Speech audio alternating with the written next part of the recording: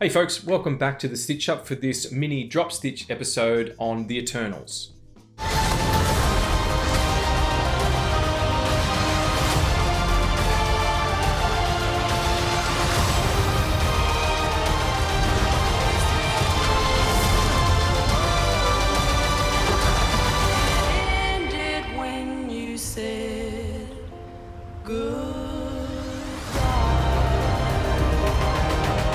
Straight out of the gate, this film is beautifully shot.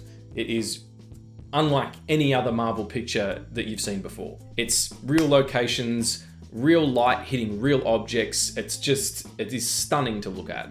Chloe Zhao directs the quieter, more poetic scenes masterfully. She has that completely within her wheelhouse. Some of the bigger action set pieces were a little bit flat and lacked the typical kinetic energy that you get from these type of films.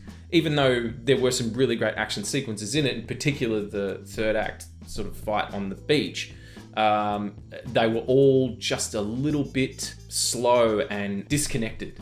With so many characters to introduce, and you have to remember the Avengers, 4 of them had their own films before they got the Avengers. One of them had 2.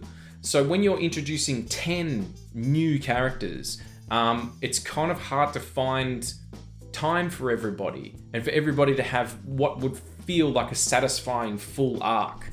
And that's not helped by the fact that a lot of the performances are quite wooden. I understand that the Eternals are ethereal others, like beings that are not human, so they probably wouldn't behave in a human way, but they still need to behave in a way that makes them engaging emotionally. The MVP is absolutely the character of Fastos, who is, this techno wizard who puts away his tools, puts away his abilities to go and have a family. And then, there's a scene where he's saying, that's not who I am anymore. My job now is to use my skills to fix my son's bike.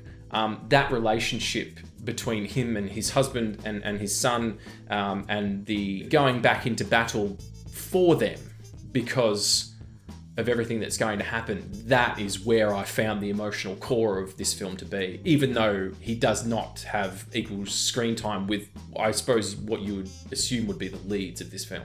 And the other thing is as well, but Shang-Chi's like this too, I feel like the end of the world thing is getting a little tired. Every single week, these dudes are stopping the end of the world. And I suppose that's kind of normal. Marvel Comics do that all the time, but it just feels like everything is for the sake of existence. It's not even just small fry stuff anymore. Like Homecoming, Spider-Man Homecoming, where he was basically just stopping Vulture from stealing shit, like pretty low tier or low threat kind of stuff. Eternals and Shang-Chi, man, the stakes are super high, especially for characters you barely know.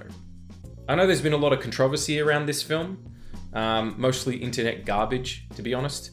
Inclusion is important, and this film is elevated by its modern understandings of diversity, and that's all I'll say about it.